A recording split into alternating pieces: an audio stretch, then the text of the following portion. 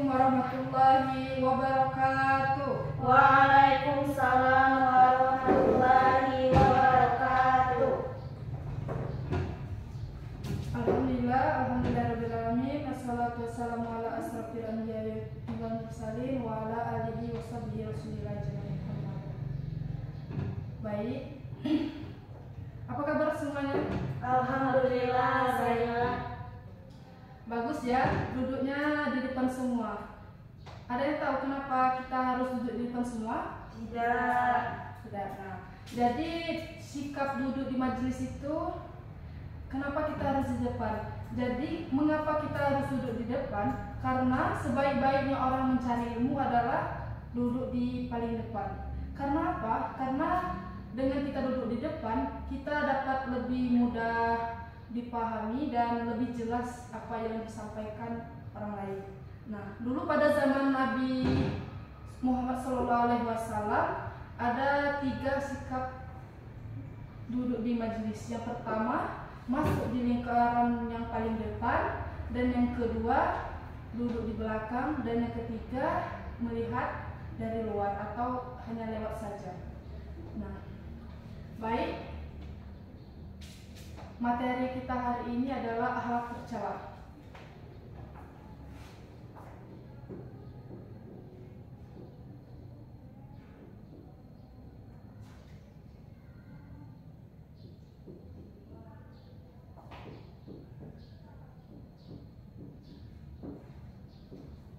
Ada yang tahu akhlak tercela?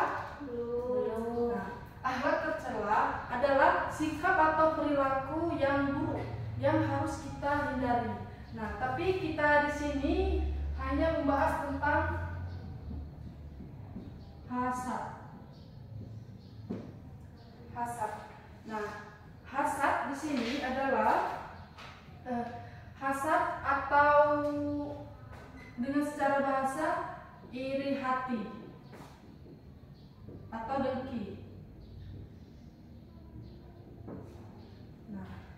Hasad adalah sifat seseorang yang merasa tidak senang apabila dia melihat suatu kebahagiaan orang lain. Jadi dia tuh tidak senang apabila melihat orang itu senang, melihat orang lebih darinya. Jadi dia itu merasa tidak senang dan dia ingin menghancurkan sebuah kebahagiaan orang itu tersebut.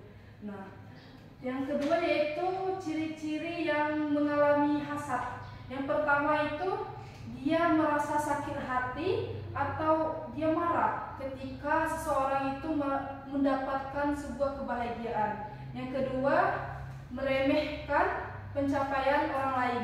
Nah, jadi dia itu sangat meremehkan sebuah pencapaian orang lain. Yang ketiga, dia tidak bersyukur dengan apa yang dia miliki.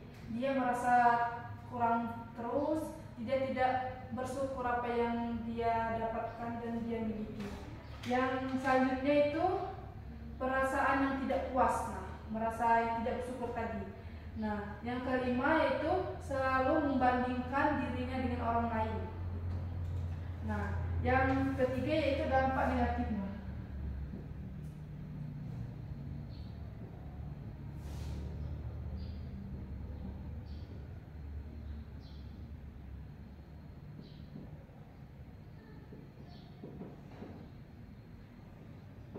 Dampak negatif hasad ini adalah menimbulkan permusuhan dan konflik. Dan yang kedua itu merusak kepercayaan. Selanjutnya itu, bagaimana sih cara kita menghindari sikap hasad itu? Nah, yang pertama itu kita harus meyakini dengan keadilan Allah SWT, bahwa Allah itu pasti setiap orang rezekinya itu pasti ada masing-masing gitu. Pasti Allah itu memberikan yang terbaik dan seadil-adilnya kepada hambanya. Yang kedua yaitu memperbanyak kita rasa syukur.